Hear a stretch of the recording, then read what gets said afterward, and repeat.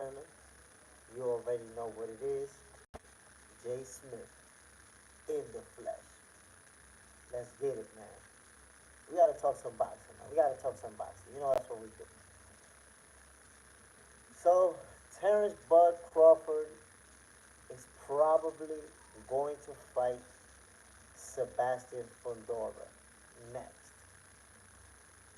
Bud Crawford versus the Tower Inferno for the two titles that Fundora has. I believe he has the WBO. Let me see. Right here. I'm not sure, but the two titles Fundora has, Terence Crawford is trying to remove him of them. The fight has already been mandated by the WBO. Actually, it's WBO and WBA, I think, or WBC. I'm not sure. But apparently, Fundora uh, has stated that he's going to defend his strap or that he wants to go that route. Uh, so let's see how that plays out. Hopefully, they're able to, agree to the terms, sign the contracts and get this fight done. So, what do you guys think will happen if Terence Bud Crawford fights Sebastian Fundora, the Tower Inferno? What happens in that fight? It's an interesting matchup. Very interesting matchup. Tashi Adventures. Hey, what's up? Appreciate you hopping on, by the way. Uh, if you haven't subscribed, Box Center, if you love boxing, this is it right here. This is it. Subscribe to this channel. Check out the videos, man. Some fire videos up right now. Um, but I'm talking about Terence Crawford, and what's gonna happen next. It was looking like he was gonna fight Virgil Ortiz, but that's not gonna happen anymore. Apparently, he's going to fight Sebastian Fundora, who was mandated by the WBO to defend his title versus Terence Crawford. So it's looking like that's the fight that we're gonna get. However, what happens with Errol Spence? Because Errol Spence can very well talk to Virgil Ortiz, who's gonna fight Terence Crawford. That's cool, man. Appreciate you. You hopping on, my brother. Um, so Virgil Ortiz is not gonna have an opponent if Terence Crawford is gonna go fight Sebastian Fundora. So now that Virgil Ortiz becomes available, Errol Spence also becomes available. There you have it. Make it happen. That's a good matchup.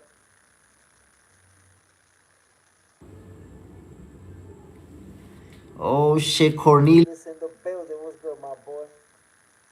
Crawford boring as fuck. Keep it 100.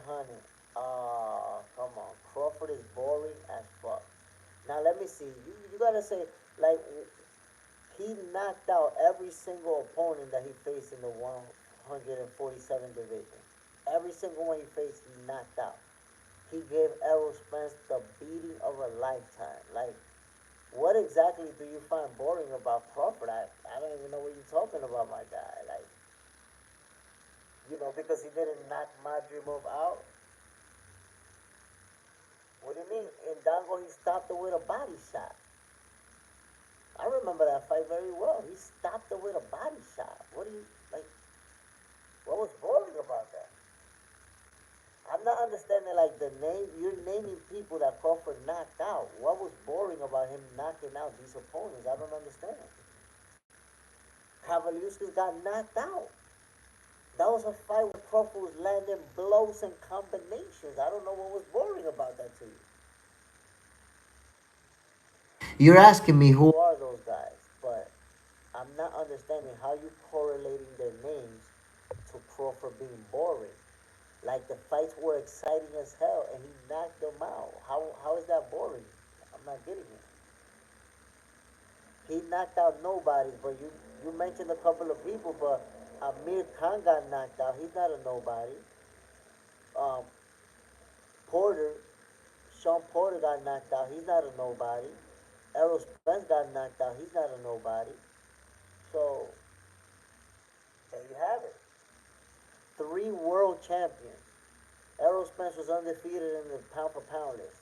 Like your argument falls flat. You see? There you go. That's the all-time hater technique. Discredit every opponent. Discredit everybody. Like who? Let me ask you a question. Let me ask you a question. Who's your top five favorite fighters right now? Name your top five.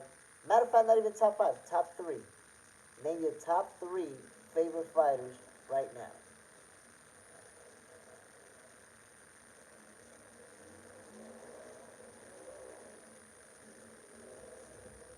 Active, yes, active. Your top three favorite boxers right now. Active, correct. But again, My people, right now, Sebastian Fundora has the option that he can defend his titles versus Terence Crawford, or he can vacate and still fight Errol Spence.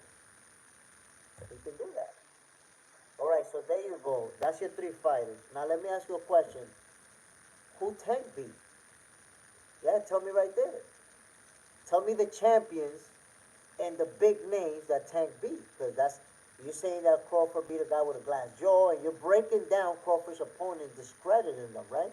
Tell me who Tank beat. Give me the names of the champions. So right now it's gonna be too easy to show you your bias.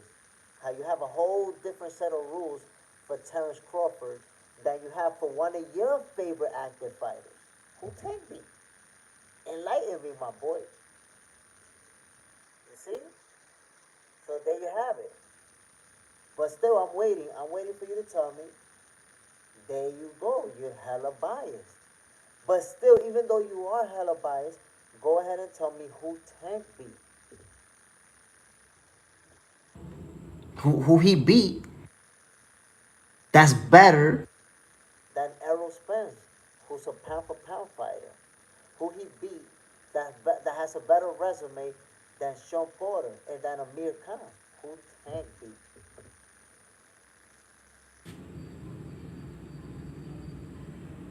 You see, now you're saying Crawford don't draw. So you're changing the subject. I ask you a very simple question. Who Tank beat? Notice how you keep changing the bar, right? First, you say that Crawford ain't beat nobody. So I ask you, okay, so who your favorite fighter beat? Who Tank Davis beat? And I say, well, he don't put no seeds, and Spence was drained, and all you got is excuses and excuses. But you're not telling me who Tank beat. That shows you right there everything you need to know. Now, what I can tell you is that while you try to discredit Crawford's opponents, as of right now, he's a four-division champion, a two-division undisputed champion, the only man to ever do it in the four-belt era. So, yo, his spot in the Hall of Fame is reserved if he retires right now. None of your opinions are gonna matter when it comes to the record books. Nobody's gonna write down, oh yeah, Amir Khan had a glass jaw and Sean Porter was washed and the fans said the era wasn't the same. Ain't nobody gonna write that. Ain't nobody gonna write that. That's only a little group of haters that's gonna be saying that. That's it. nobody asked you about. Canelo, why you not talking about Tank? Nobody asked you about Canelo. Look at you. Look at you, B. Bro, look at what you're doing to yourself. You mentioned your own guy, Tank Davis, as one of your favorite fighters. And now you can't even answer who he beat. Now you want to talk about Canelo. You want to talk about Khan's glass jaw. You want to talk about everything else except Tank Davis' resume. That's it. You took an L right there. You just show that one of your guys, you can't even talk about his resume. But you want to point at Buzz opponents and say, no, his opponent this, his opponent that. Weak excuses. Weak excuses because you support somebody and you can't even talk about his resume. Canelo rap triple. Triple G in the first fight, um, to be honest, that fight, I felt like it could have gone either way, and a draw was fair to me. It was so close. It was too close. I didn't. When the fight was over, I didn't give it to Triple G, and I didn't give it to Canelo either. When that last bell rang, I was like, yo, I don't know what happened. I don't know. I remember my boy asked me, he was like, yo, who won that fight? Who you think won? And I was like, I don't know, man. We're going to have to wait till they call it because I don't know. So Canelo and Triple G won. It was a very close fight, man. There was a lot of rounds that could have went either way. That it was too hard, man. It was too hard to even. It's the type of fight that it's even hard to score it because it's a lot of close rounds where they both landed big shots. So you know, I was okay with a draw just because the way that it played out. Some people said Canelo won. Some people said Triple G won. That's how you know it was really close. So many people saw it, both ways.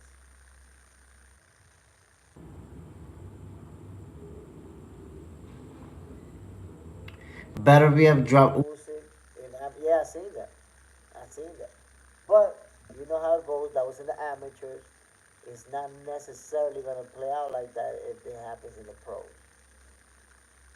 So we have to. They're both elite level fighters, and we would have to see that fight. You never know. You never know. But that was an interesting. Anytime champions fought each other as amateurs, you want to see it. You want to see how it played out, and then how they developed and what's going to happen when they fight as professionals. Devin Haney and Ryan Garcia fought all of those times as amateurs. So it's like even though they got older and they developed a lot, but they already know each other. They already share the ring so many times. So that was interesting, and you could see that was a rivalry that was there.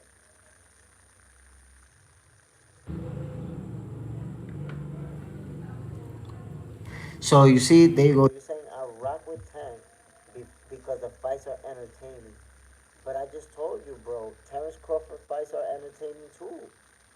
He knocked out every opponent he faced in the welterweight division, bro.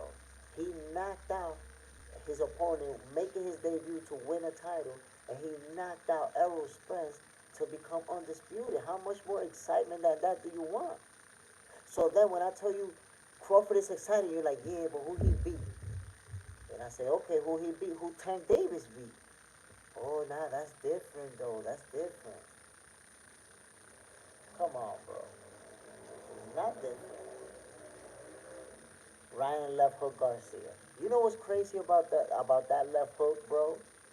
Crazy thing is that throughout the whole training camp, and you probably saw it in the presser, Devin would tell him, yo, all you got is a left hook. All you got is a left hook. That's all you got is the left hook. So it's crazy that Devin kept telling him, all you got is a left hook. And then he kept getting hit with that same left hook over and over. Like, yo, watching that fight was like, yo, it was like a dream. Like, what the fuck is going on? Like, he keep catching Devin with this. And, like, there's nothing Devin could do about it. He keep getting hit with it. So, I don't know. I don't know why or how it played out the way that it did, but that was crazy. That was crazy to witness.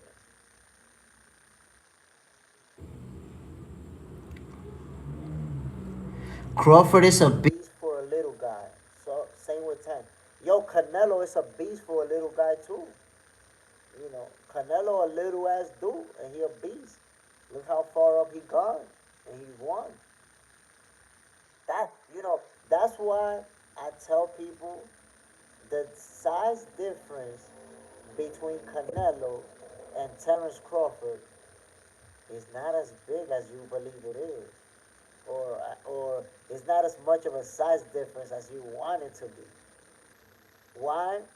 Look at Canelo. Look at every single fight Canelo has had at 168. Look at his opponents. Take a look at Canelo's opponents in the 168 division. And they're all bigger than him. Like, Canelo's not a big dude, my people. Yo, Canelo's 5'7". Canelo is 5'7". Think about that, yo. Canelo is 5'7". He's an inch shorter than Terence Crawford, and he has shorter arms, less reach.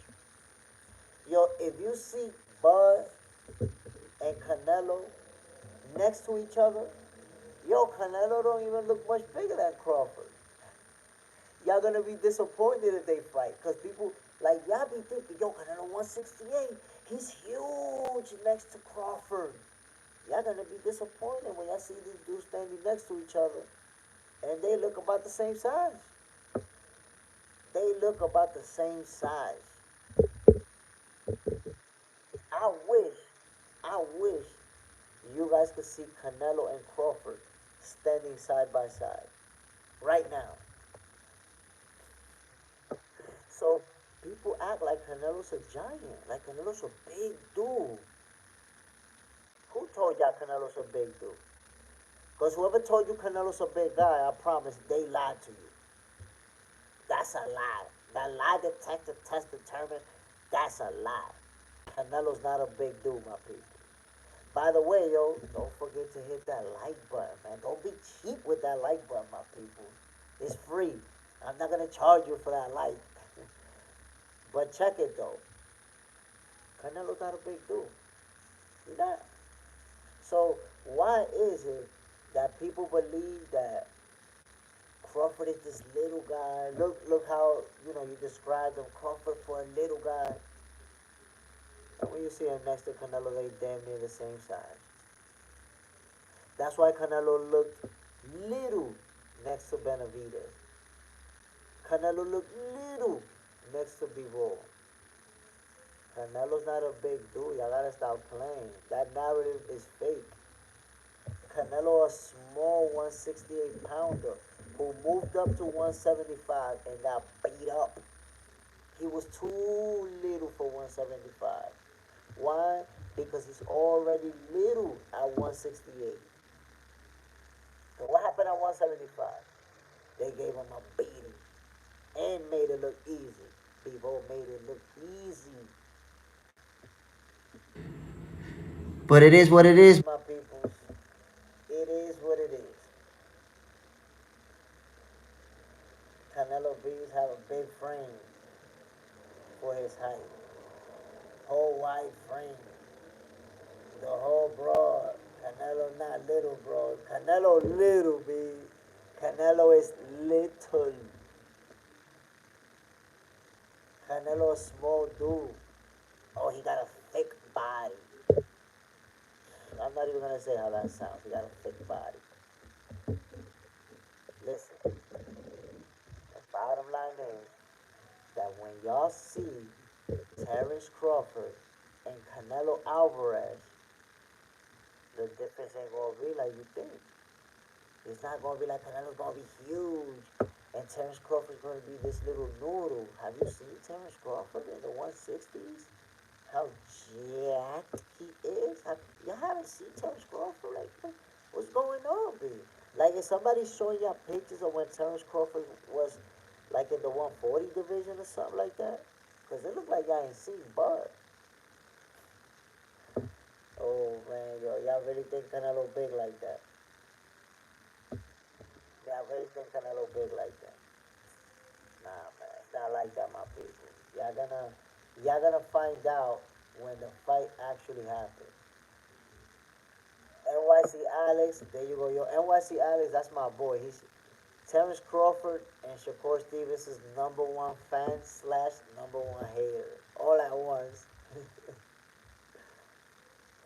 Okay, it's not just that he's short, because there's guys that's short and have long arms. Canelo is short and has short arms. And by the way, if you look at his fight with Bivol, how did Bivol beat Canelo and made it look easy? With two things: his height, his reach, and his footwork.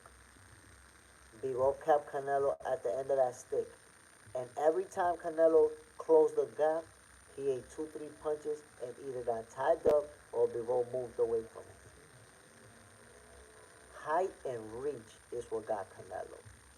Now I'm gonna remind y'all, when Canelo fought Erislandi's Lara, a lot of people saw Lara winning that fight.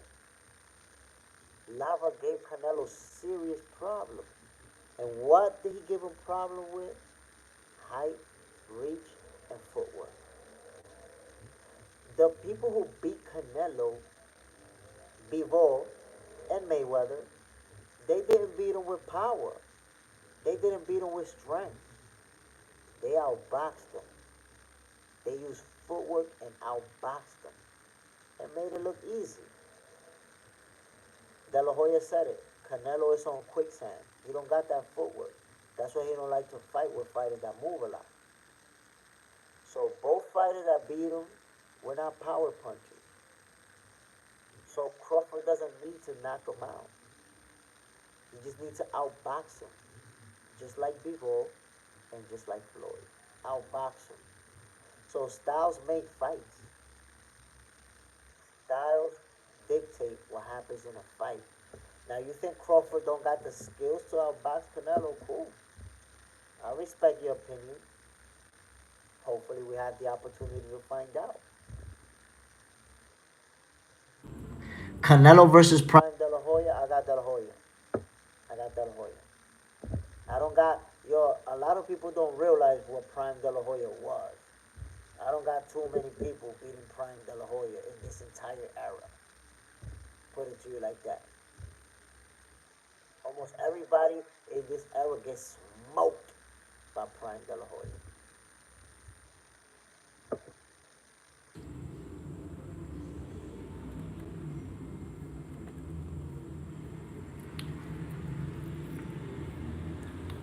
So, My boy NYC Alex be like, yo, Spence didn't suffer any injury that last 3 years in the car accident, but it's because of the car accident that he's not the same. My boy lost some teeth in that injury. And this dude saying that 3 years later, Spence was still feeling the teeth. Man, stop the cap, man. Pac-Man beat that ass, though. Pac-Man, he beat who? I'm not sure who you're talking. Oh, Oscar, yeah, Pac-Man. He put the Swiss beats on Oscar De La Hoya. But you gotta remember, at that point, Oscar De La Hoya was already washed up in a full-blown coke head. That's it. Oscar was cross-dressing and everything by that point. So. But it was still a good win for Pac-Man. You know what I'm saying?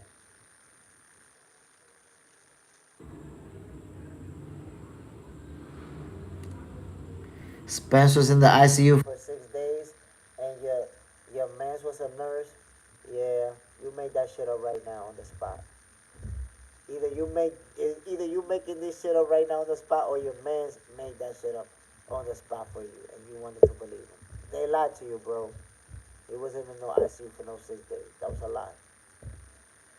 Um. Oh no. I thought you meant after the Crawford fight. Fool, I'm the one that told you that he was in the ICU for 6 days. Remember you tried to lie and you tried to say it was 2 weeks? I'm the one that told you. I'm the one that told you that he was in the ICU for 6 days. It wasn't no your man's. You forgot you got called lying saying that he was in the ICU for 2 weeks.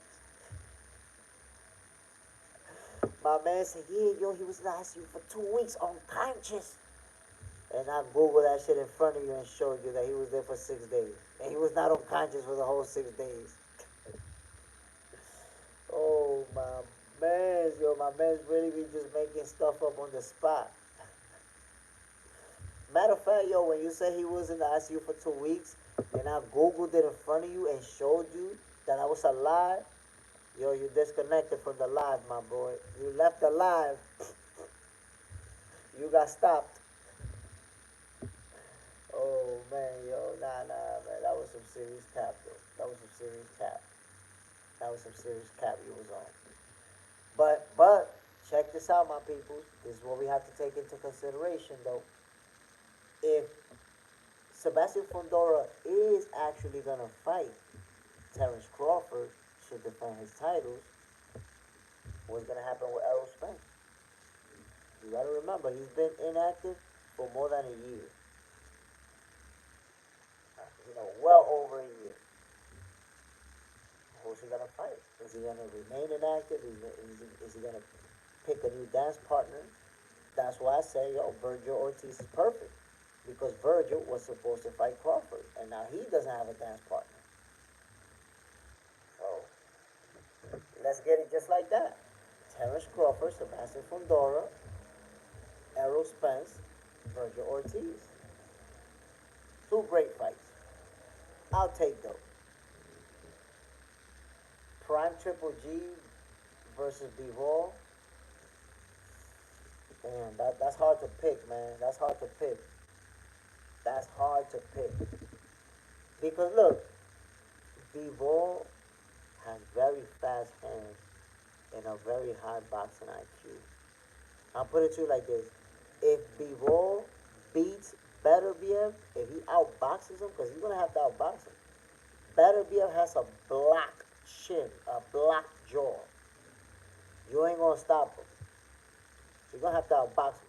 If Bivol can outbox Beterbiev for 12 rounds, then I got him beating Triple G.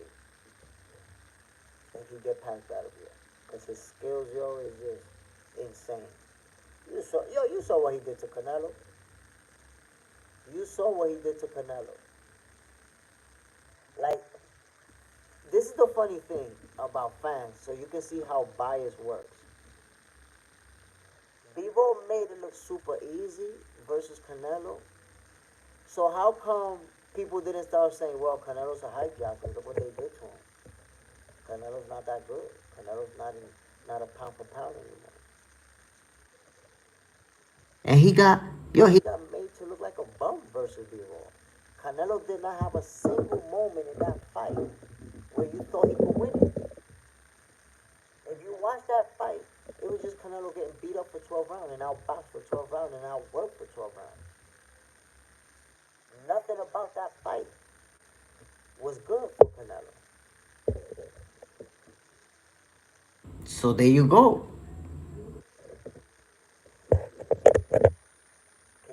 Can you hear me now clear? Let me know.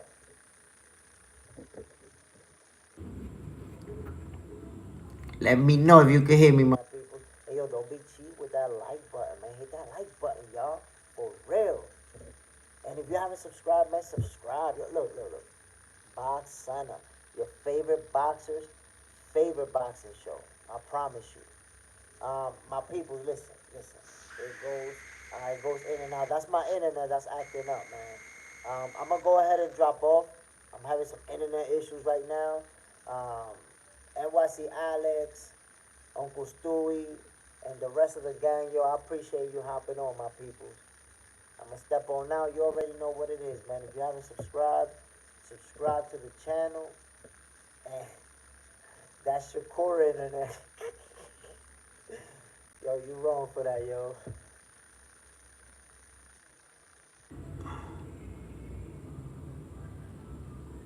I'm gonna tell you like this, man. I'm gonna leave it off like this. When Canelo beat the hell, I'm sorry, when Terence Crawford beats Canelo, I'm looking forward to seeing what's gonna be the new excuses. Canelo wasn't the same.